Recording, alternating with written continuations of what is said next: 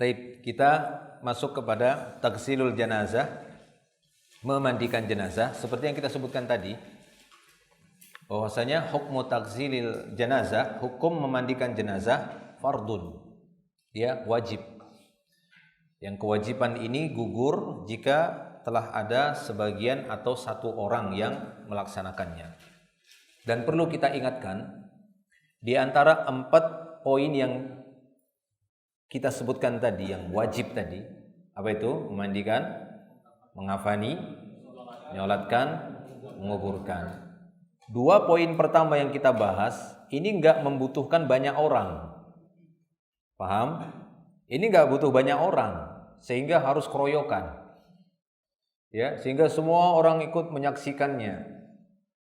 Dua poin ini, ya, itu cukup dilaksanakan oleh 1, 2, atau 3 orang. Kalau cukup 1 orang saja udah cukup. 2 ataupun 3, nggak perlu terlalu banyak. Ya, kenapa? Karena 2 poin ini sangat berkaitan dengan auratnya si mayit. Ya, sangat berkaitan dengan auratnya si mayit.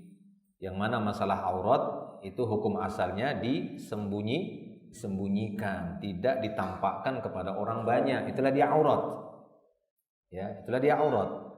Sehingga pada 2 poin ini tidak perlu jumlah orang yang sangat banyak. Karena sebagian besar kaum muslimin memahami memandikan, mengafani ini harus disaksikan oleh orang banyak. Nah, ini kekeliruan di dalam memahami 2 poin tadi. Bahkan saya dapat cerita dari beberapa teman-teman kita juga, ada yang di kampungnya itu sampai harus ditunjukkan tangannya harus dimasukkan ke dubur mayit lalu diumumkan, lihat, saksikan, bersih. Sampai seperti itu. Ya, cerita seperti itu. Benar seperti itu. Nah, ini kan ya aib itu ya.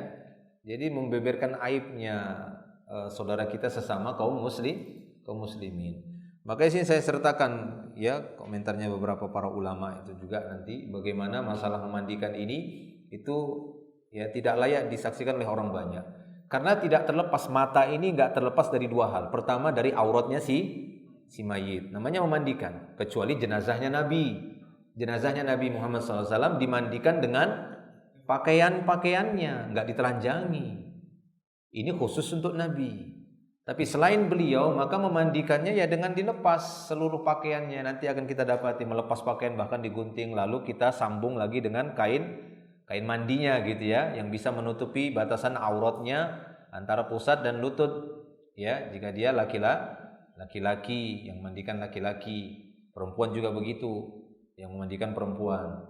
Ya, ini dikhususkan antara kalau dikecualikan jika dia suami istri. Kalau suami istri nggak apa-apa, berdua begitu ya, suaminya meninggal istri yang mandikan, atau istri meninggal suami yang mandikan, atau sebaliknya, maka nggak apa-apa tanpa penutup aurat, karena antara suami istri tidak ada batasan aurat.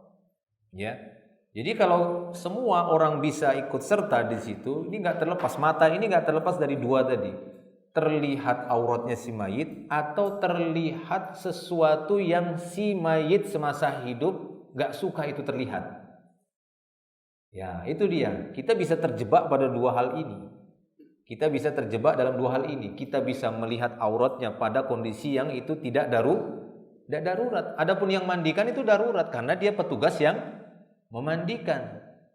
Ya, dia yang dijatuhi hukuman wajib sebagai wakil untuk yakfi lil akharin, kan begitu. Namanya fardu kifayah kan dari kata kafa yakfi. Dengan perbuatan dia mencukupi untuk yang lainnya. Ya, untuk yang lainnya. Kalau dia itu darurat, gimana lagi? Walaupun dia harus tutup lagi kan gitu ya, tersingkap tutup lagi. Gak bisa dia telanjangi begini langsung digosok-gosok. Tidak boleh. Itu hanya dikecualikan antara suami dan istri. Adapun yang lain cuma menyaksikan, apa sisi daruratnya? Ya, melihat aurat itu kan darurat kan? Iya, sama seperti pertanyaan, Ustaz, ini istri saya lagi hamil, mau periksa kehamilan, ini darurat, ini sakit betul, nggak ada dokter wanita, cuma laki-laki saja. Berarti apa? Darurat. Ya, darurat sekali, karena nggak ada lagi dokter wanita, dokter laki-laki saja. Padahal laki-laki melihat wanita itu hukumnya haram, kan begitu. Sesama laki-laki juga melihat auratnya itu haram kan begitu. Auratnya yaitu antara pusat dan lutut. Tidak boleh kita sama laki-laki itu melihatnya, terbuka kita lihat begitu. Itu haram melihatnya.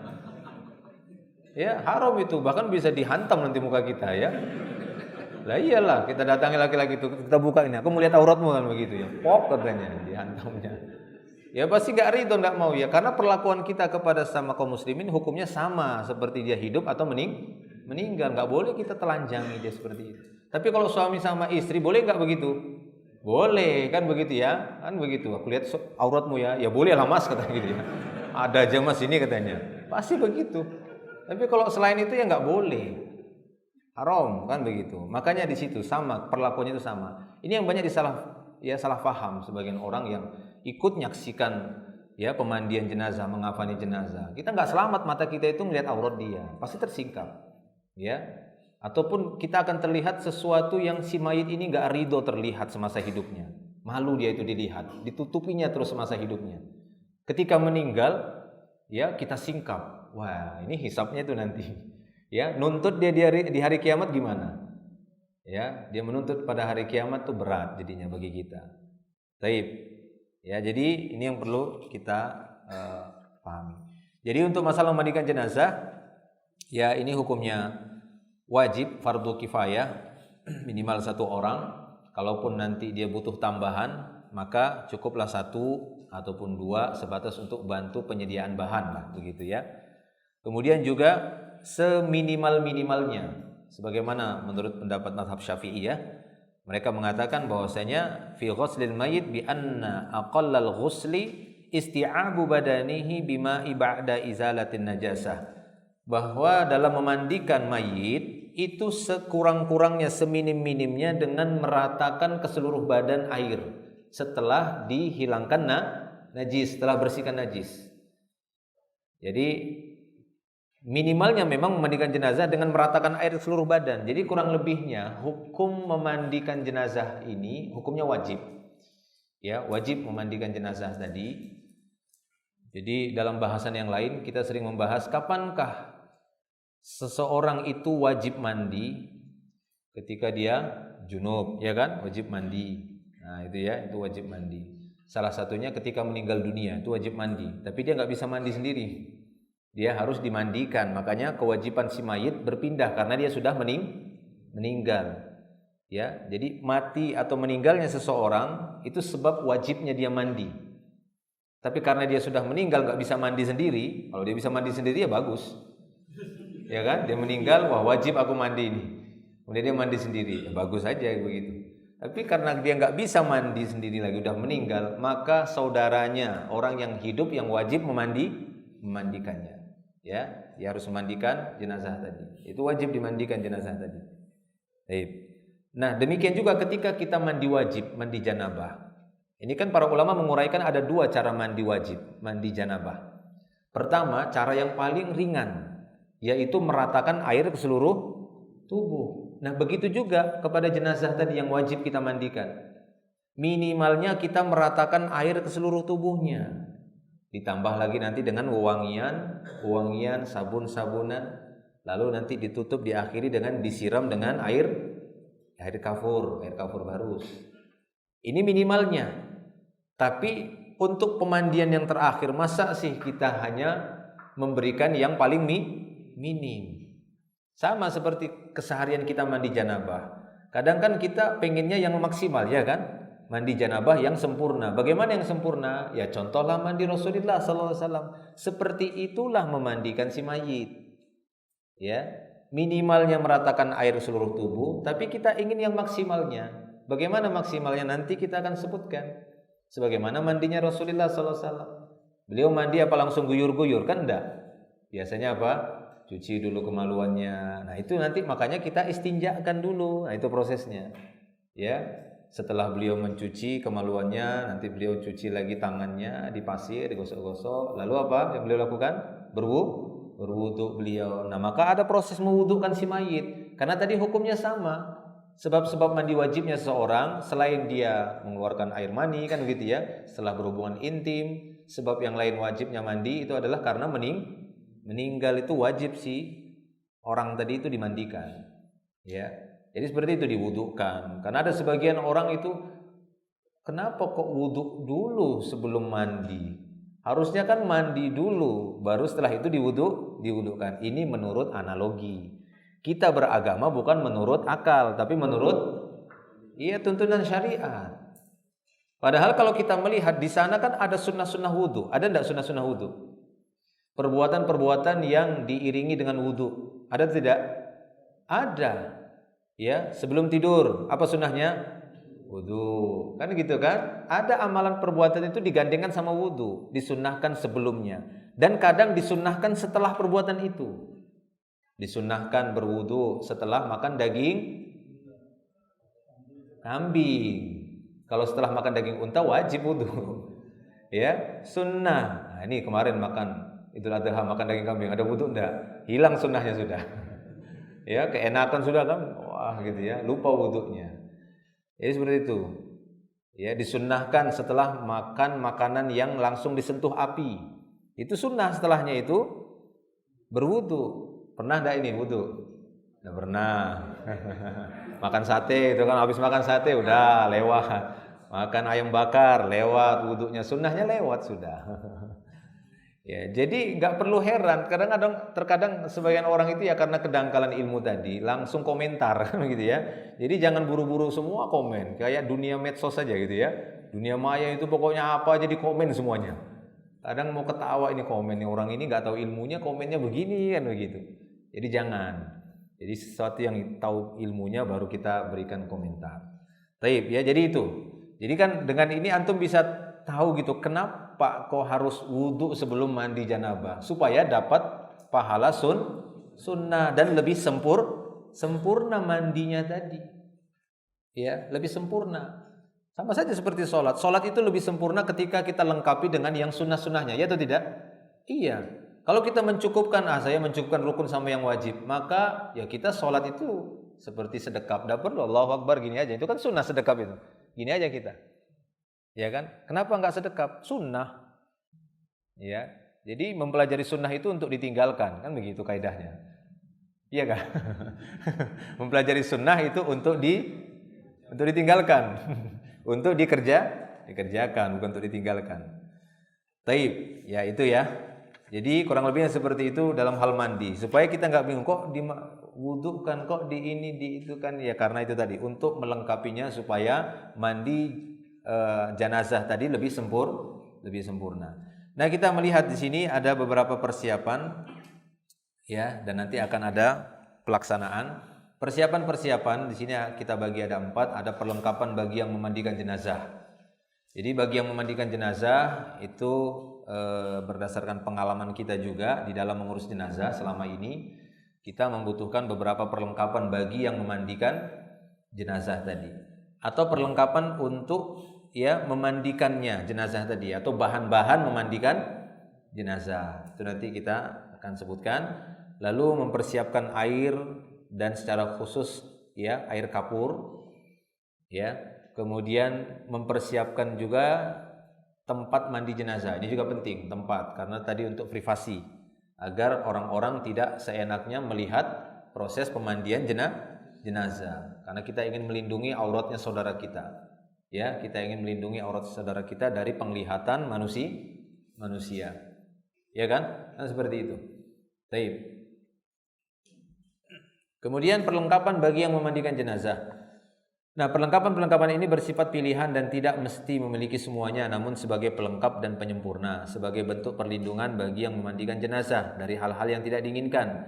Karena seorang yang memandikan jenazah, dia akan bersentuhan langsung dengan mayat, sehingga perlu adanya tindakan protektif pada jasmaninya. Jadi harus ada perlindungan. Kita kan nggak tahu apa yang ada pada si jenazah kan gitu ya, apa yang ada pada si mayit ini. Namanya juga sudah berupa mayit, masuk kategori bangkai lah kan begitu. Walaupun bangkainya kaum muslimin ya jelas adalah bangkai yang paling afdol kan begitu ya, karena keimanan itu, sehingga perlakuannya juga harus beda. Ya, perlakuannya sama seperti kita memperlakukannya semasa hidup. Tapi walaupun bagaimana, yang namanya mayit itu nggak sama seperti orang hidup. Ya, dari sisi baunya kan begitu ya, atau apa yang dikandung di dalamnya. Ini belum pada penyakit-penyakit bawaannya. Nah, kan itu ya. Sehingga orang yang memandikan juga, apalagi zaman sekarang ini, yang zaman yang intisyarul virus, gitu ya, jurthumah.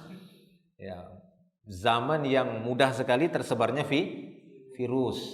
Ya, zaman yang mudah sekali tersebarnya jarasim, ya, kuman-kuman, jurthumah. Mudah sekali di zaman kita ini. Baru delta masuk lagi popcorn, apa Omikron, ya. Nah itulah kita nggak bisa nyebutnya lagi, saking rumitnya namanya, saking banyaknya kan begitu ya, berubah terus itu, ada saja.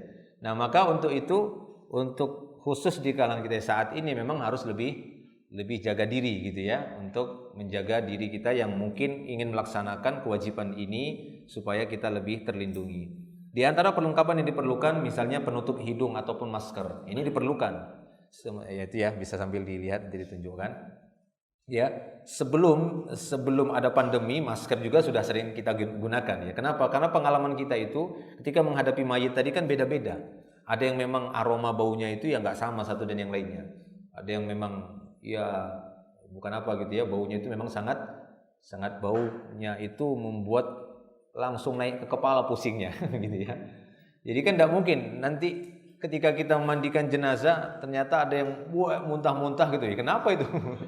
Yang mandikan jenazah malah dibawa ke rumah sakit kan, atau dia pusing jadinya, jatuh pingsan karena baunya itu pusing sekali. Jadi langsung protektif, langsung pakai masker. Bahkan kadang ya sama akhirain juga ya, ketika kita ngurus jenazah itu kadang sampai double kita buat masker itu ya, double, karena kita nggak ingin terganggu saat ngurus jenazah tadi. Nah, seperti itu. Jadi kita perlu itu penutup hidung ataupun masker. Kemudian ya, kadang kita ada tambahi lagi dengan memakai baju pelindung tubuh. Ya, baju pelindung tubuh bermacam-macam kita pernah gunakan, tapi sekarang ada yang lebih praktis, sekali pakai langsung kita buang. Ya, ini ada jualnya. Nanti kalau mau tahu di mana belinya, tanya aja, gitu ya, supaya nggak ada cerita jual beli di masjid. Ya itu ya.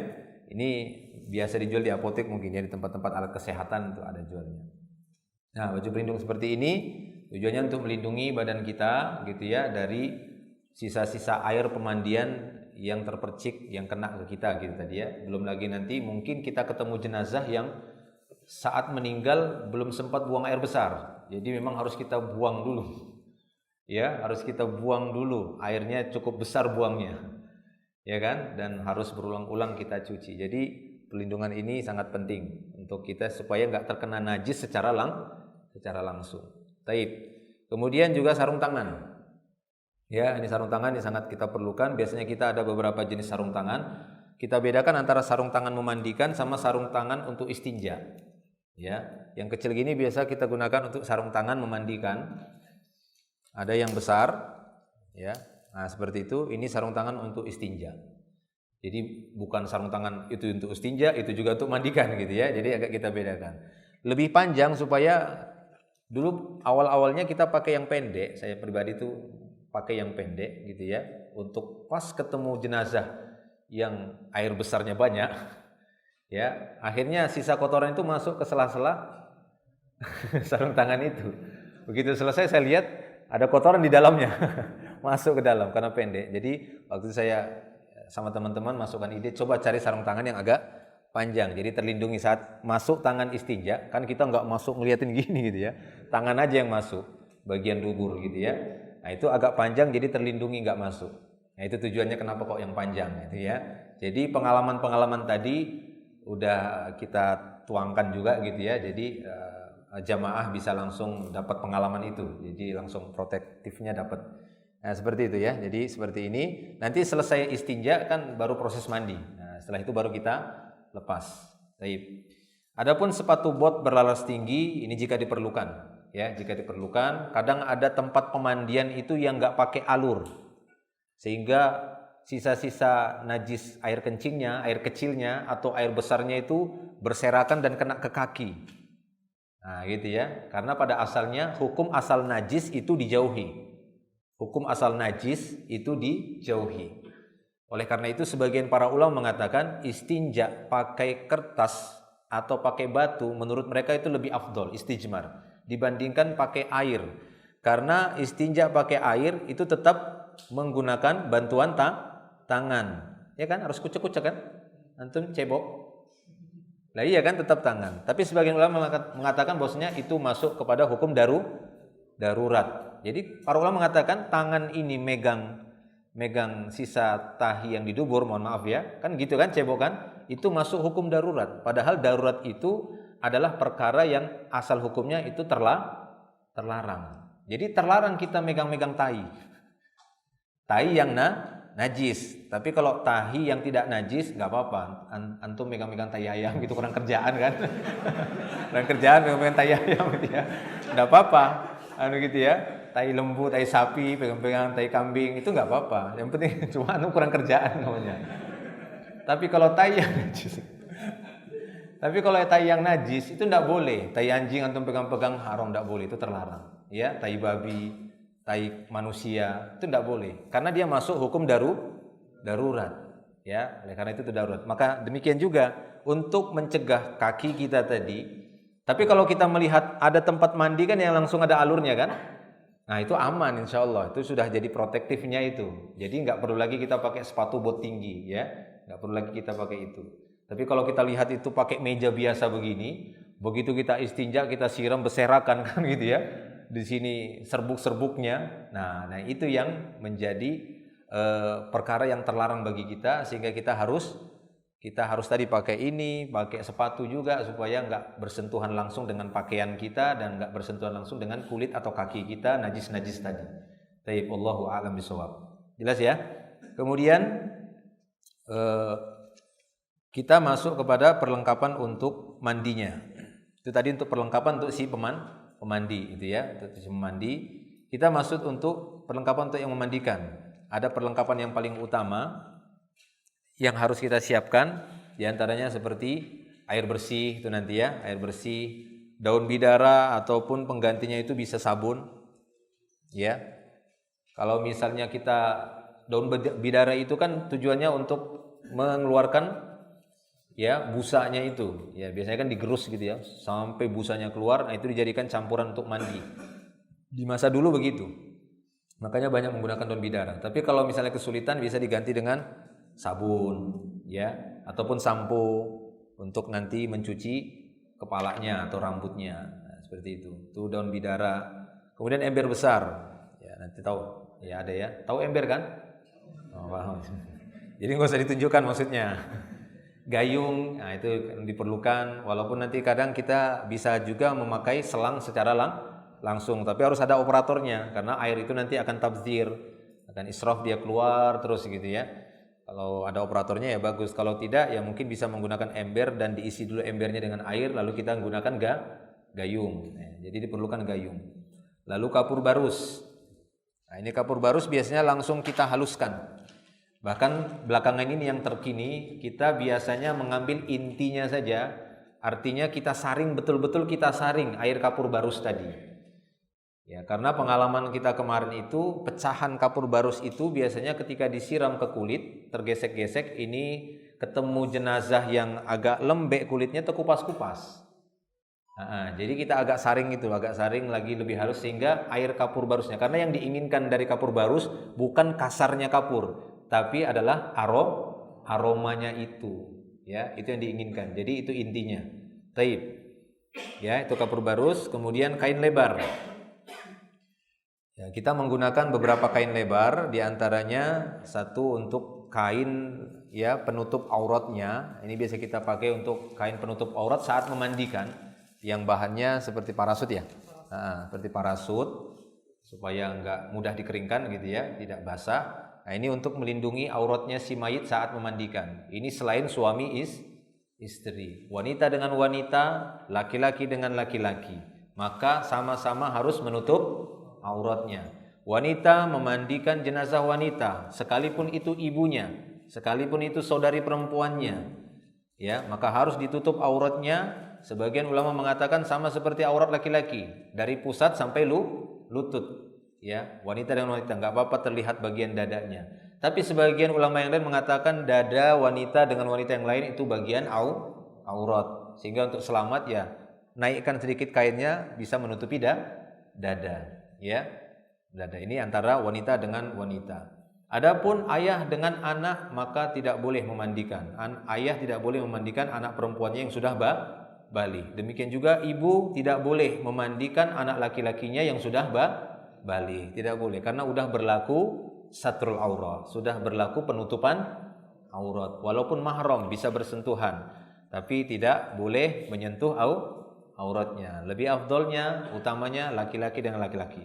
Makanya ketika anak Nabi Ruqayyah dan Ummu Kulsum meninggal dunia, bukan Nabi yang mandikan. Siapa yang mandikan? Kaum wanita. Ya, kaum wanita yang mandikan. Bukan Nabi SAW selaku ayah yang memandikan anak perempuannya Ruqayyah ataupun Ummu Kulsum. Taib, jelas ya? Nah, kemudian bahan yang lainnya setelah kain lebar tadi ada juga kain lebar untuk akhir. Ini ya, kain lebar untuk mandi. Nah, ini kain lebar untuk di akhir. Setelah selesai kapur baru sudah selesai diandukin. Nah, itu ya, kita gunakan kain lebar ini untuk nutup seluruh badannya supaya bisa diangkat nanti dipindahkan ke tempat mengafani. Ya, enak kan? Paham kan? Ya, insyaallah ya gampang. Kemudian handuk lebar. Ya, ini handuk untuk nanti menyeka sisa-sisa air mandi di akhir. Kemudian meja pemandian. Nah, ini tadi yang dikatakan meja pemandian itu bisa meja begini, bisa juga ada seperti sekarang pakai aluminium, itu bagus ya, langsung ada alurnya dengan posisi agak dimiringkan ke belakang sehingga air itu terus bisa tinggal pasang selangnya gitu ya, langsung dialirkan. Alhamdulillah lebih praktis ya, dimudahkan oleh Allah Subhanahu wa taala. Cuma tidak kita sarankan memandikan jenazah ini dengan dipangku. Banyak sebagian orang khususnya di kampung-kampung itu dengan cara dipangku oleh saudara-saudaranya dengan alasan bahwasanya ini kan terakhir sekali memandikannya. Emang selama ini dimandikan apa dia? Terakhir sekali memandikannya. Ya, ini tidak kita sarankan. Kenapa? Karena itu tadi tidak terlepas dari yang namanya aurat, aibnya si mayit, nggak terlepas dari terkena najis, ya kan? Terkena najis atau hal-hal yang tadi yang kita butuh protektif harusnya. Ya, jadi seperti itu. Ini berbeda dengan jenazahnya Nabi SAW. Ya, kalau jenazahnya Nabi, kata penuturan Ali bin Abi Thalib karena ikut memandikan atau yang lainnya, maka tidak pernah kami temukan jenazah yang lebih baik daripada jenazah Nabi Muhammad SAW. Jadi jenazah beliau walaupun sudah bentuk jenazah tetap kelihatan dia seperti seger gitu ya, karena memang jasadnya para nabi itu tidak dimakan oleh tanah ya, dia tidak dimakan oleh tanah. Allah mengharamkan bumi untuk memakan jasad para nabi. Jadi sampai hari ini kita yakin seluruh jasad ya para nabi itu masih dalam keadaan sempurna. Itu kita yakin walaupun kita nggak tahu di mana. Ya, jenazah Nabi sallallahu alaihi wasallam atau jasadnya Nabi sallallahu alaihi wasallam ada di Madinah ya, di dekat masjid atau di samping Masjid Nabawi yang sekarang udah masuk dalam ya Masjid Nabawi. Taib. Nah, ini dalam buku ada gambar-gambarnya bisa dilihat ya, dan bisa dilihat secara langsung, sama meja pemandian itu bisa dilihat juga. Kita masuk kepada perlengkapan tambahan. Sebagai antisipasi barangkali diperlukan bahan-bahan untuk mengurus jenazah yang meninggal dalam keadaan tidak sewajarnya. Jadi kadang kita dapati ada jenazah itu meninggal nggak wajar. Seperti apa? Meninggal terkena oli, meninggal terkena minyak, cat atau bahan kimia yang lainnya. Maka yang seperti ini butuh bahan-bahan tambahan ya untuk menghilangkannya. Misalnya kalau si jenazah itu tadi ya, jenazah tadi meninggal dunia kecemplung di oli kan begitu ya, di drum oli masuk, ketika masuk meninggal. Nah, ini kan nggak bisa langsung kita mandikan, harus ada tindakan tambahan, bahan-bahan tambahan untuk membersihkan oli itu dulu ya kan, dibersihkan dulu sisa-sisa oli tadi yang nempel di badan si mayit, di badan jenazah tadi. Caranya gimana? Saya nggak tahu juga ini kok sekiranya begitu. Ya dibersihkanlah gitu ya, mungkin pakai sabun apa begitu mungkin supaya dia memang benar-benar hilang olinya tadi. Atau cat kan begitu ya, masuk dia pas meninggal jatuh ada ember cat kan begitu ya, catnya cat minyak lagi kan begitu. Itu kan lengket betul. Itu kan harus pelan-pelan dibersihin, pelan-pelan dibersih sampai hilang. Nah, baru nanti mengikuti proses memandikan yang sunnahnya. Paham ya? Itu tujuannya bahan-bahan tambahan ini. Ataupun perlengkapan tambahan ini diperlukan untuk mengurus jenazah yang belum melaksanakan beberapa sunnah fitrah. sebelum meninggalnya, seperti jenazah itu kukunya masih panjang dan kotor, bulu ketiak masih lebat, kumisnya masih panjang terlalu tebal. Nah, sunnah fitrah ini kan harus dilakukan semasa hidup dan demikian juga saat meninggal. Walaupun sebagian ulama ada yang tidak menyukai sunnah fitrah ini bagi mayit, tapi sebagian besar para ulama memberlakukan itu. Bahwasanya walaupun seorang muslim sudah meninggal, ketika kita melihat di sana ada hal-hal yang perlu dilakukan pada sunnah fitrah, maka lakukan. Yang mampu, ya, di antara yang mampu kita lakukan ya seperti tadi memotong kuku, ya kan, kukunya panjang dan kotor, kita bersihkan dulu sebelum dimandikan. Ya, kita potong kukunya. Kemudian kumisnya masih panjang, kita pendekkan, kita potong kumisnya. Bulu ketiaknya juga masih kelihatan panjang gitu ya, maka kita potong pendek, nggak usah dicabut. Karena pada asalnya bulu ketiak itu dicabut. Kalau dicabut nanti repot, cabut pula dagingnya kan. Nah, tapi dipendekkan saja. Nah, adapun bulu kemaluan bagaimana? Adapun bulu kemaluan ini tidak boleh untuk siapapun kecuali antara suami dan istri. Karena ini bagian yang alat yang sangat vital, yang sangat sensitif dan aurat besar namanya. Aurah mughalladzah. Aurat yang besar itu nggak boleh kecuali suami istri. Antara suami istri boleh. Ya. Terus kemudian sisa-sisa dari si mayit ini dikemanakan? Disimpan. Ya, saya mau tanya, sunnah fitrah itu sesuatu yang dibuang atau disimpan? Ya, justru sunnah fitrah itu maksudnya dengan melakukan itu sunnah kita terjaga, sunnah fitrah, bukan wajib fitrah, kan begitu ya. Fitrah yang wajib kita jaga adalah tauhid, karena Allah melahirkan kita di atas fitrah. Tapi yang sunnah hukumnya itu tadi, kuku itu sunnah, ya, nggak haram kan begitu. Tapi sunnah dia dipotong kuku itu lalu dibuang. Apa disimpan? Ketika kita potong kuku, kukunya disimpan. Iya, jadi sunnah fitrah itu adalah sesuatu yang disunnahkan, bukan diwajibkan, disunnahkan untuk dilepas dari badan. Itu maknanya sunnah fitrah. Sehingga dia harus dilepas. Ini kukunya harus dilepas. Jangan semua. Tuh yang anunya ini, yang ngelewatin batas garis ini. Kumis juga itu harus dilepas, ya, dipotong, dibuang. Ya, bulu ketiak juga itu dibuang. Ya, bulu kemaluan itu juga dibuang. Nah, itu dia. Taib, ini dikecualikan rambut. Rambut tidak disunnahkan untuk dipotong. Tidak ada dalil yang, karena rambut masuk hukum mubah, boleh pendek, boleh panjang. Ya, itu hukum asal rambut. Tapi kalau kumis, ya, maka diperintahkan untuk dipendekkan. Bulu ketiak diperintahkan untuk dicabut, ya, kuku diperintahkan untuk dipotong. Ya, kemaluan diperintahkan untuk dicukur. Paham ya? Nah, jadi tatkala kita nanti dapat pertanyaan, terus ketika kita selesai sunnah fitrah ini kuku si mayit dikemanakan? Apakah harus digabungkan saat mengkafani? Ya nggak perlu, ya dibuang, ya dibuang saja. Ya, begitu juga bulu kumisnya, bulu ketiaknya, atau suami istri itu mencukur bulu kemaluannya. Nah, ini dikecualikan rambut. Dikecualikan rambut. Kalau rambut, ya sebagian kalangan mengatakan tetap dia digabungkan bersama kain kafannya. Ya, kalau rambut, terutama rambutnya wanita. Ya, terutama rambutnya wanita. Kalau rambut laki-laki, ya sebagian ulama mengatakan dibuang nggak apa-apa gitu kan, nggak ada fitnah kan kalau dibuang kan. Misalnya rambut kita itu dicukur, kemudian itu tukang cukur. Ada fitnah nggak di situ? Ya, sehingga wanita lihat, rambutnya gantengnya, potongan rambut kita dianggap ganteng. Tapi kalau rambut wanita itu fitnah. Paham ya? Rambut wanita itu fitnah. Nah, makanya rambut wanita itu tidak boleh ditampakkan. Jadi aurat, ya kan? Yang boleh tampak bagi wanita itu apa saja?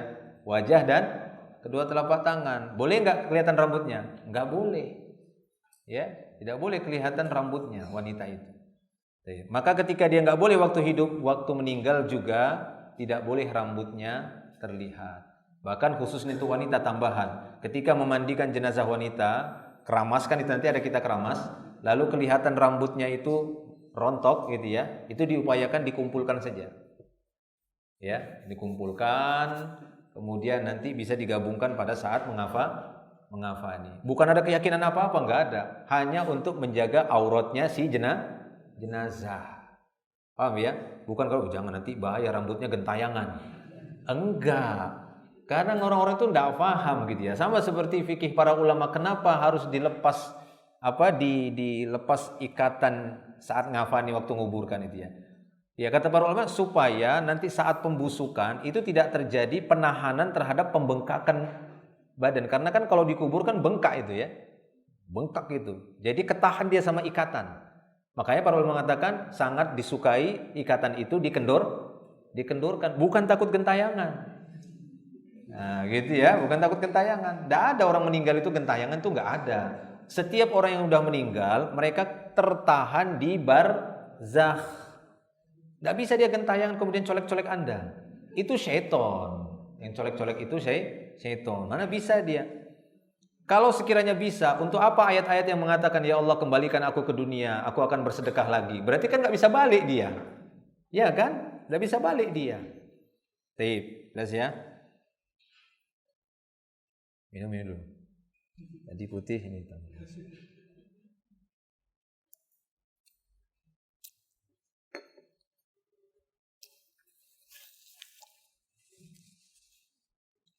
Nah, jadi di sini ada perlengkapan tambahan antaranya sampo, tadi udah kita sebutkan juga ya, sabun, cairan pembersih, deterjen mungkin tadi ya untuk bersihkan sisa cat, oli. Ya, plaster ya, plaster perekat. Ya, plaster perekat biasanya kita siapkan juga. Nah, seperti itu. Nah, itu untuk tambahan-tambahan nanti jika diperlukan. Gunting. Nah, itu ya gunting. Pemotong kuku. Nah, ini ya. Ya, kain-kain lap. Ya, biasa untuk kain lap, ini untuk tambahan nanti. Kain lap. Nah, atau potongan-potongan kapas. Nah, itu seperti itu, kapas yang besar ataupun kapas yang kecil jika dibutuhkan, karena pada tubuh manusia itu kan ada lubang-lubang gitu ya. Kadang dia bisa mengeluarkan cairan terus, nah itu ditutupi. Tapi kalau misalnya tidak mengeluarkan cairan apapun di hidung, gak usah ditutup, ngapain ditutup hidungnya kan begitu ya. Ya, mulut tadi kita tutup juga kan karena terlalu besar dia bisa masuk serangga. Kalau hidung jarang lah masuk serangga ke hidung itu. Ya, karena dia agak lebih sempit. Kalau mulut, nah, jadi tidak perlu ditutup kapas. Telinga juga, ya tidak perlu kecuali dia mengeluarkan cairan. 6. Jadi itu ya kapas, cotton bud. Ya, nah, ini perlu juga cotton bud. Kemudian diapers atau pampers bilang ya, diapers. Ini untuk memudahkan kita untuk menjaga ya. Nanti pas saat mengafani kita bahas itu ya. Untuk menjaga barangkali nanti keluar cairan-cairan dari kubul ataupun dubur yang bisa mengotori kafan. Nah, itu bahan-bahannya ya. Insyaallah itu sudah kita sebutkan semua dan ada semuanya di sini. Adapun nanti tambahan alat untuk mengafani nanti ada sendirinya ya, ada sendirinya.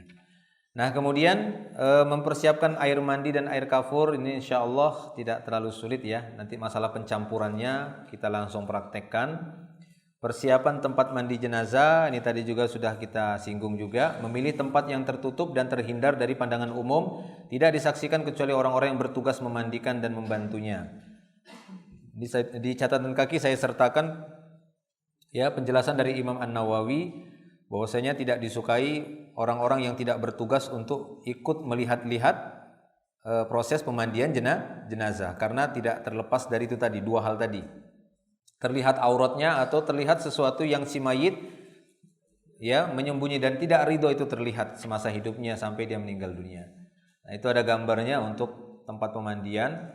Nah, masalah melepaskan pakaian ini bisa dua keadaan. Bisa di tempat ya jenazah itu tadi yang dihadapkan kiblat tadi gitu ya, bisa di situ langsung kita lepaskan pakaiannya karena setiap orang itu umumnya saat meninggal dia sedang mengenakan pakaian. Jarang meninggal itu dalam keadaan udah lepas pakaiannya semua, itu jarang ya. Biasanya meninggal dia menggunakan pakaian. Nah, pakaian ini bisa dilepas di dua tempat tadi. Pertama di tempat ya, di tempat pembaringannya tadi, jenazah tadi, itu bisa dilepaskan pakaiannya. Lalu kita sambung langsung dengan kain panjang, ya, langsung kita sambung dengan kain panjang penutup seluruh badan tadi, supaya nanti di tempat pemandian kita nggak repot lagi buka pakaiannya. Tapi kalau sekiranya itu merepotkan bagi kita, nanti sajalah di tempat pemandiannya baru dilepaskan pakaian, nggak apa-apa, di situ juga boleh. Yang penting tetap itu tadi kaidah kita, tetap jaga auratnya si mayit saat melepaskan pakaian, langsung sambut dengan kain penutup auratnya. Paham ya? Nah, seperti itu. Baik. Masalah pelaksanaan, kita lihat pelaksanaan utama langsung. Ya, pada pelaksanaan utama ini, angkatlah jenazah ke tempat pemandian yang tertutup yang sudah disiapkan dari awal. Jadi kita sudah siapkan tempat pemandian dalam keadaan tertutup ya. Lalu kita angkat jenazah ke tempat pemandian yang sudah tertutup tadi. B. Kemudian lepaskan pakaiannya yang semula dipakai setelah diletakkan kain penutup di atas auratnya, sehingga auratnya tetap terjaga dan tidak terlihat. Jadi saat dia sudah berada di atas tempat pemandian, lalu bisa kita lepaskan pakaiannya. Jadi ini kondisional saja, fleksibel. Maksudnya kalau kita Ustaz, bisa nggak kita langsung sunnah fitrahnya dulu? Silahkan. Ya kan? Silahkan. Misalnya kita mau menyelesaikan sunnah fitrah dulu. Ya, ini urutan ini bukan urutan yang memang ada dalil khusus gitu ya. Tapi ini semua mengarah kepada pertama dari cara mandi dulu, dari cara mandinya Nabi. Lalu sebelum memandikan kita upayakan ini, mengurutkan ini supaya lebih mudah. Ya, jadi ini. Ya, jadi dengan melepaskan pakaiannya tadi, lalu kita sambung dengan kain penutup aurat. Ya. Sehingga auratnya tetap terjaga. Ya, kalau didapati ada kain yang susah dibuka pakaian yang susah dibuka, sulit dibuka, maka bisa langsung digunting. Ya, khususnya pada bagian baju gitu ya. Baju itu agak susah. Kan enggak bisa disuruh gini lagi. Diginikan tangannya, itu agak susah. Biasanya sudah agak kaku. Apalagi kalau jenazah sudah langsung disedekapkan begini. Itu biasanya keras dia gitu ya. Itu biasanya keras. Nah, jadi kalau didapati pakaian jenazah itu susah ataupun sulit untuk dilepas, maka boleh digunting. Nah, kemudian silahkan melakukan sunnah fitrah dengan memotong kuku-kuku jenazah, memotong kumis, membersihkan bulu ketiak, membersihkan kotoran di sela-sela telinga, nah itu ya, pakai cotton bud, ataupun bisa membersihkan kotoran hidungnya. Adapun bulu kemaluan tidak boleh kecuali khusus antara suami dan istri saja. Jelas ya? Baik, seperti itu. Itu bisa dilihat gambarnya. Kemudian lakukanlah istinja terhadap si mayit dan bersihkan kotorannya. Caranya dengan mengangkat sedikit tubuh jenazah setengah duduk, tekanlah perutnya sebanyak 3 kali sesuai kebutuhan sehingga kotoran-kotoran yang mungkin masih tersisa di perutnya dapat keluar melalui duburnya. Bersihkanlah kotoran tersebut dengan menggunakan tangan kiri dan dengan kain pembersih sambil menyiramkan air padanya. Maksudnya kain pembersih ini kita sekarang sudah menggunakan tadi sarung tangan karet itu ya, yang panjang tadi itu kita gunakan itu, biasanya langsung kita letakkan sabun itu ya, kita bersihkan. Nah, seperti itu. Ya, dengan cara diangkat. Nanti prakteknya bisa kita lihat langsung. Nah, itu bisa dilihat pada gambar. Jadi istinja dulu. Ya, setelah tadi sunnah fitrah, sudah dilepaskan pakaiannya, diberikan kain penutup aurat, sunnah fitrah sudah selesai semuanya, lalu kita istinjakan dengan mengangkat tubuh si jenazah, ya, dengan setengah duduk seperti itu, lalu kita urut-urut perutnya, ya, ke arah bagian bawah, ya, ke arah dubur ataupun ke arah kemaluan, urut-urut. Kalau memang masih tersisa di sana nanti ada kotoran yang tersisa dalam perut, itu akan turun insyaallah. Ya, turun lalu nanti kita bersihkan. Ya, kita bersihkan, kita gunakan sarung tangan karet tadi, lalu kita berikan sabun di situ. Ya, kemudian kita masukkan tangan kita jangkau di bagian belahan dua bokongnya gitu ya, diapit dua bokongnya, kita masukkan tangan kita di sela-sela itu lalu kita bersihkan. Sambil nanti bagian tangan kanan kita menyiram dari balik kain penutup aurat, kita siram. Cus, tangan kita masuk. Ya. Adapun bagian kubul, bagian depan itu enggak perlu dikucuk-kucuk. Ya, kenapa? Karena najis yang keluar dari kubul itu berbentuk cairan yang akan larut dengan siraman air. Jadi enggak perlu bagian kemaluannya lalu Anda cucuk-cucuk seperti ini, tidak perlu. Ya, bagian bawah saja, dubur saja itu digosok. Ya, kecuali antara suami istri, itu terserah kalau suami istri, kan begitu ya, bebas mandikannya. Taib, jelas ya. Jadi seperti itu cara istinjanya. Itu bisa dilakukan berulang-ulang. Ya, bisa dilakukan berulang-ulang. Maksudnya kalau nanti sekiranya seorang yang sedang istinjakan mayit tadi melihat masih ada sisa kotoran di sarung tangan tadi, saat udah dibilas kan gitu kan, dibilas, sudah digosok-gosok, dibilas. Lalu diangkat yang kedua kalinya untuk memastikan, dipijit-pijit lagi 2 kali, yang kedua kalinya. Lalu dia letakkan lagi, lalu dia ambil sabun lagi, dia taruh di sarung tangan karet tadi, dia masukkan sambil disiram, dia masukkan lagi tangannya, cuci lagi. Lalu bilas, lalu ya, pegang lagi setelah dibilas tadi, pegang lagi untuk memastikan masih ada enggak atau tidak kotoran tadi. Ya, kalau memang sudah bersih maka insya Allah itu sudah bersih. Tapi kalau masih ada sisa kotoran tadi berarti harus dicuci terus sampai nanti pijitan yang terakhir, kemudian kita pegang tidak ada maka itu bersih. Jelas ya? Nah, seperti itu dia. Kalau sudah bersih maka kita lanjut yang berikutnya. Nah, ini ada tambahan. Jika tubuh jenazah terlalu keras untuk didudukkan, maka cukup dengan merenggangkan kedua kakinya kemudian membersihkan kotoran yang keluar. Jadi kalau susah dia keras badannya, maka direnggangkan aja kakinya, lalu masuk tangan kita untuk bersihkan. Jika kotoran masih juga keluar dari kubul ataupun masih keluar dari dubur, khususnya dubur, maka hendaklah disumbat dengan kapas dan direkatkan dengan plaster. Nah, sekarang kita ada beberapa alternatif. Kita tetap siapkan kapas dan plaster, tapi tetap kita siapkan juga diapers, pampers. Nah, gitu ya. Kita paham diapers kan? Pampers lah, itu merek katanya. Ya, jadi kita punya 2 alternatif. Sehingga nanti biasanya kita standarnya kita itu setelah nanti kita memandikan jenazah atau saat mengafani atau di akhir pemandian jenazah, tetap kita pakaikan setiap jenazah itu diapers.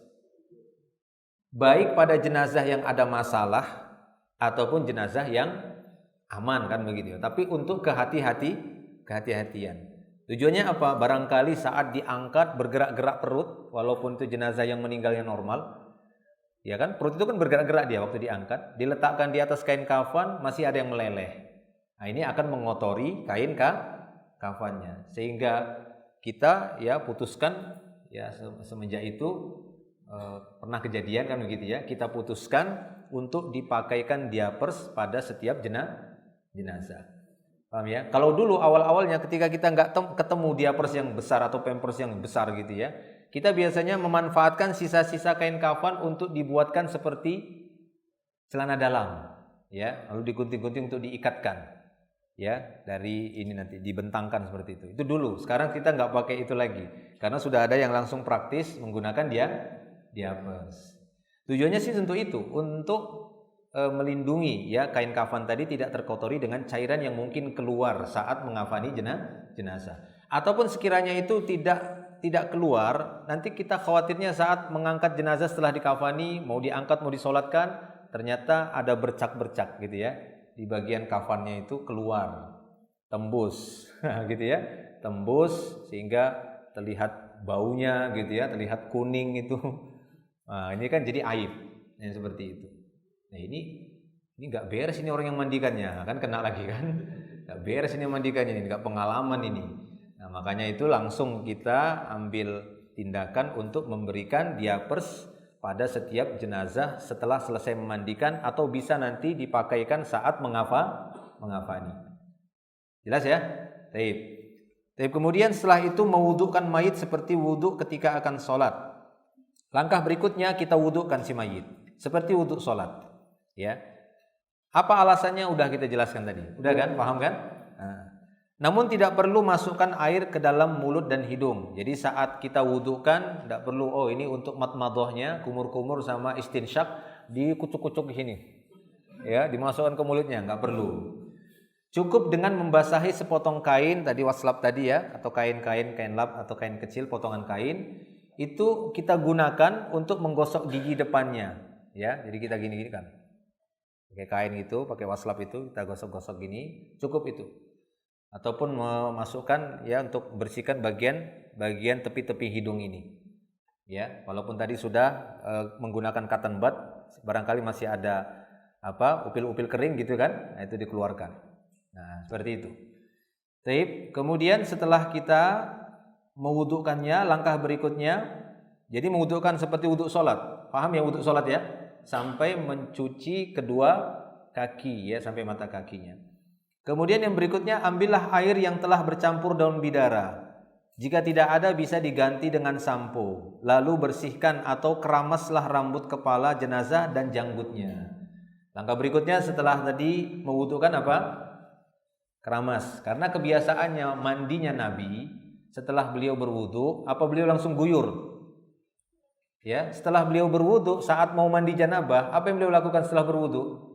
Beliau akan mengambil beberapa cidukan air, lalu beliau tuangkan di atas kepala. Lalu beliau yukhallil, beliau sela-sela sampai beliau merasakan air itu menyentuh kulit kepala. Setelah itu baru beliau guyur. Berarti ada satu sunnah di sana untuk membasahi atau bahasa kita keramas, kera sama mas. Ya, keramas gitu ya. Ya, maka setelah tadi diwudukkan, kita cuci kepalanya. Ya, baik itu jenazah laki-laki atau jenazah perempuan, ya, menggunakan daun bidara atau kalau tidak ada bisa menggunakan sampo. Lalu kita bilas, kita bersihkan sampai bersih. Ya. Jadi lupa juga kita sebutkan sisir ya, itu nanti ya. Saat mengafan itu sisir. Baik, setelah itu setelah kita keramas, barulah kita ambil air bersih lagi dan siramlah seluruh tubuh jenazah dengan mendahulukan anggota-anggota wudu, kemudian menyiram bagian tubuh yang kanan, kemudian bagian tubuh yang kiri. Rasulullah sallallahu alaihi wasallam bersabda, "Ibda'na bimayaminiha wa maudhi'il wudu'i minha." Mulailah dari anggota badan sebelah kanan dan bagian badan yang dibasuh saat wudu. Ya, kemudian gosok-gosok dan bersihkan tubuh mayit dengan menggunakan campuran air daun bidara atau air sabun. Rasulullah sallallahu alaihi wasallam bersabda, "Iksiluhu bima'in wasidrin." Mandikanlah mayit itu dengan menggunakan air yang dicampur daun bidara. Nah, ini dalil dalam masalah fikih ya. Air itu ketika bercampur sesuatu yang suci, maka ketika percampuran itu tidak terlalu dominan, maka masih bisa dipakai untuk toharoh. Paham ya? Masih bisa pakai toharoh. Misalnya ada air bersih, kecampur air sabun yang bersih juga. Sabun bersih atau tidak? Bersih. Masih boleh nggak dipakai untuk wudhu? Boleh. Boleh nggak dipakai untuk mandi janabah, ngangkat hadas besar? Boleh. Ya, sebagaimana air ini yang diperintah oleh Nabi bercampur dengan daun bidara. Pernah nggak lihat air campur daun bidara? Pernah atau tidak? Nggak pernah. Aduh, kasihan antum. Warnanya kehijau-hijauan, ya kan? Seperti itu. Berbusa. Bisa nggak itu dipakai untuk mandi janabah, ngangkat hadas besar? Bisa sekali. Bisa nggak itu dipakai untuk wudhu, ngangkat hadas kecil? Bisa. Ketika mengangkat hadas besar bisa, maka hadas kecil lebih bisa. Ya. Tapi ketika dia bercampur, air itu bercampur sesuatu yang suci, tapi mempengaruhinya sangat dominan, maka nggak bisa lagi. Seperti air putih ini kecampur sama air sama kopi, jadi kopi. Ini nggak bisa dipakai wudhu. Paham ya? Nggak bisa lagi kopi ini, air kopi dipakai wudhu. Ya, atau air kecampur sayur jadi air sayur. Nggak bisa pakai wudhu. Karena sudah percampurnya sudah sangat dominan. Tapi kalau belum masih boleh. Paham di sini? Begitu juga memandikan mayit ini. Taib, jadi dimandikan. Mendahulukan anggota wudhu. Mana anggota wudhu yang paling utama? Wajah. Ya. Sebagaimana firman Allah, ya ayyuhalladzina amanu idza qumtum ilas shalah faghsilu wujuhakum wa aydiyakum ilal marafiq, ya, wamsahu bi ru'usikum wa arjulakum ilal ka'bain. Wahai orang beriman, jika kalian hendak mengerjakan salat maka cucilah dulu wajah. Jadi ketika kita memandikan, kita mendahulukan pembasuhan wajah. Setelah itu bagian sisi tubuh yang kanan, nanti kita praktekkan. Ada beberapa cara memandikan jenazah dari sisi yang kanannya dulu. Itu gimana caranya? Nanti kita lihat pada prakteknya. Baik. Kemudian yang berikutnya, mandikan ini bisa diulangi minimalnya 1 kali. Kalau kita rasa kurang atau kita ingin mendapatkan sunnahnya, kita ulangi lagi. Jangan langsung ditutup dengan siraman air kafur. Kita ulangi lagi. Mandi yang kedua. Siram lagi dari wajah, ya kan? Sabuni lagi, ya, bilas lagi kanan kiri sampai selesai semua kebasuh 2 kali, lakukan lagi sampai 3, ya, diganjilkan, silahkan, karena ini berdasarkan perkataan Nabi SAW, Igsilnaha salasan au khamsan au aktsar min dzalika in ra'aitunna dzalik. Silahkan kalian mandikan jenazah itu dengan air yang bercampur daun bidara, bisa dimandikan sebanyak 3 kali, 5 kali atau lebih dari itu. Diutamakan diganjilkan. Ya, tapi gimana Ustaz, sampai 2 kali saja? Ya boleh saja. Tapi diutamakan diganjilkan. Kalau sekiranya kita mencukupkan 1 kali, boleh atau tidak? Boleh, cukup 1 kali. Misalnya takut repot nanti waktunya nggak cukup, ya cukuplah 1 kali. Wadih, jelas? Kemudian pada siraman yang terakhir diberikan kafur ataupun serbuk wangian. Ya, itu yang intinya, yaitu air kafur tadi untuk wangiannya. Karena Nabi SAW memerintahkan demikian kepada para wanita yang memandikan putrinya. Beliau mengatakan, waja'alna fil akhirah kafuran au syai'an min kafur. Jadikanlah siraman yang terakhir dari pemandian itu dengan air kafur atau sesuatu dari kafur barus. Maksudnya yang semisal kafur barus. Misal, Ustaz, di suatu tempat nggak ditemukan kafur barus. Ya apakah itu yang memang sifatnya sangat wangi yang menyengat. Lalu dia campurkan ke air tadi untuk disiram. Apa itu? Ada nggak kira-kira yang semisal itu? Ya bolehlah daun pandan. Ya, daun kantil. Yang katanya itu bau kuntilanak. Ini semisal tidak mendapatkan kafur gitu ya, kafur barus tadi nggak ada. Sekiranya nggak ada. Tapi kalau ada maka perintah Nabi ini lebih utama. Ya, lebih utama. Taib, Allahu a'lam bishawab. Kemudian pelaksanaan tambahan. Pelaksanaan tambahan di sini jika didapati ada kotoran yang cukup tebal menempel pada sekujur tubuh jenazah atau sebagiannya atau semisalnya dan sulit untuk dihilangkan, maka tidak mengapa untuk dibersihkan lebih dahulu dengan bahan-bahan pembersih. Ini tadi sudah kita bahas. Apabila tidak ada air untuk memandikan jenazah atau dikhawatirkan akan terlepas-lepas kulit atau tubuhnya jika dimandikan, atau jenazah tersebut seorang wanita di tengah kaum laki-laki, ya ataupun sebaliknya, sedangkan tidak ada mahram dan tidak ada pula seorang wanita pun di tempat itu atau sebaliknya, maka jenazah tersebut ditayamumkan dengan tanah atau debu yang baik, diusapkan ke wajah dan kedua tangannya dengan alas atau penghalang jika dia enggak mahram, maksudnya ya, dari kain atau yang lainnya. Sekiranya seorang wanita, ya, seorang wanita meninggal, enggak ada mahramnya di situ, dan di situ semuanya laki-laki. Tapi ada wanita yang meninggal, maka ini enggak boleh dimandikan. Ya, mereka mandikan wanita tadi, ya, enggak boleh. Cukup ditayamumkan, dan menayamumkannya itu juga dengan alas si laki-lakinya. Ya, tepuk, ya, kemudian diusap bagian wajah, ya, kemudian telapak tangan. Ya, cara mengusapnya nanti kita praktekkan ya. Satu di bawah. Nah, ini telapak tangannya si mayit misalnya, ya kan? Ini telapak tangannya si mayit. Kemudian atasnya itu kita usap. Nah, gitu ya. Ini kita puk supaya sisa debu tadi itu ada di telapak tangan si mayit, atasnya kita usap. Nah, supaya kan begitu kan? Kan begitu. Nah, itu kan tayamum dia. Nah, kita puk wajahnya ya, sini. Lalu kita ambil telapak tangannya, satu di bawah telapak tangan kita, satu lagi di atas mengusap. Satu lagi di bawah, satu lagi mengusap. Paham ya? Nah, seperti itu mentayamumkan.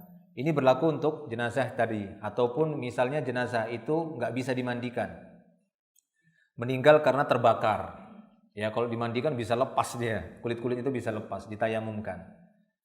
Tapi kalau sekiranya masih bisa bagian tubuh dimandikan, dibersihkan pakai air, nggak apa-apa dibersihkan pakai air. Ya, disiram dengan air. Bagian yang tidak bisa, ya sudah, ya ditayamumkan. Ya, para ulama menjawab seperti itu. Ya, kalau misalnya memang nggak bisa sama sekali dimandikan, ya ditayamumkan. Baik, jelas ya? Apabila jenazah mengeluarkan kotoran setelah selesai memandikan, maka tidak perlu mengulangi pemandian jenazah, cukup membersihkan kotoran yang keluar tersebut sampai bersih. Ya, makanya kita mengakhiri mandi itu langsung kita pakaikan pampers atau diapers tadi. Ya, kalau sekiranya misalnya kita ingin makaikan diapersnya tadi saat mengafani, saat kita ingin mengangkat jenazah, kan begitu ya, kemudian terpegang gitu ya, bagian bawahnya itu mungkin ada keluar kotoran kan begitu. Nah, maka nggak perlu mengulangi mandi, karena mandinya udah sah. Kita cukup membersihkan sisa kotoran tadi. Cukup kita membersihkan sisa kotoran itu tadi. Paham ya? Ya sama aja seperti kita udah selesai mandi janabah, lalu kita ingin buang air kecil, buang air besar. Apakah kita ngulangi mandi? Enggak kan begitu ya? Nah, kurang lebih seperti itu. Baik. Kemudian disunnahkan untuk mandi bagi orang yang telah selesai memandikan mayit. Ini setelah memandikan mayit, siapa yang langsung ikut serta memandikan mayit, maka disunnahkan setelah itu dia mandi. Adapun orang yang ikut hamalahu, yaitu maksudnya yang manggul, ya, jenazah ikut manggul, maka setelah itu dia disunnahkan untuk berwudu. Seorang yang mati syahid terbunuh di medan perang tidak perlu dimandikan meskipun ia dalam keadaan junub, bahkan dikubur dengan pakaian yang menempel padanya. Ini tambahan-tambahan dan di situ saya sertakan hadisnya. Yang F, apabila janin yang mati keguguran dan telah berumur lebih dari 4 bulan, udah ditiupkan ruh padanya, ini bisa nanti dikonsultasikan juga dengan dokter kandungan, kan gitu ya. Mungkin dia punya dokter kandungan, kemudian kandungannya itu keguguran. Nah, bisa ditanyakan kepada dokter kandungan tadi, apakah ini janin ini sudah ada pergerakan, sudah ada kehidupan. Oh, sudah, gitu ya. Kadang kan hitungan itu bisa meleset, gitu ya. Hitungan itu bisa meleset, maka kita konsultasi kepada dokter kandungan tadi yang dia mengetahui riwayat pemeriksaan untuk janin tersebut. Jika memang dia sudah mencapai masa ditiupkannya ruh, maka para ulama sangat menyukai agar dia diberlakukan sama seperti manusia yang sudah hidup, gitu ya, yang sudah mendapatkan kehidupan, yaitu tetap dia dimandikan, kemudian diberlakukan seperti yang lainnya, disolatkan, lalu dikuburkan sebagaimana kaum muslimin. Ini berdasarkan sabda Rasulullah SAW. Beliau bersabda, at-tiflu wa fi riwayatin asiqtu, anak kecil yang belum balik meninggal dunia, atau asiqtu, ya, ini saqata dari kata jatuh, maksudnya keguguran. Anak yang keguguran, yusalla alaihi, tetap disolatkan, kata beliau. Wa yud'a liwalidayhi, dimintai atau didoakan kedua orang tuanya bil maghfirah war rahmah, agar mendapatkan ampunan dan rahmat Allah Subhanahu wa taala. Baik. Ya, ini mungkin untuk masalah taksil jenazah ya, teorinya. Insyaallah kita langsung berpindah kepada prakteknya. Langsung kita praktekkan ini ya. Langsung kita praktekkan, nanti selesai kita praktekkan baru kita masuk teori kafan, langsung kita praktek kafan. Begitu ya, lebih enak ya? Iya. Atau gimana nih panitia? Ana juga. Itu menurut Ana sih. Kalau menurut Ana enaknya ini langsung kita praktek mandi. Nanti ini jam berapa sudah? Nah, ini pas. Nanti mudah-mudahan ini tahan sampai selesai zuhur. Bertahan. Nanti antum pulang Anda sendiri. Nah, ya, nanti antum ya insyaallah pas selesai zuhur hilang orangnya ya. Ya.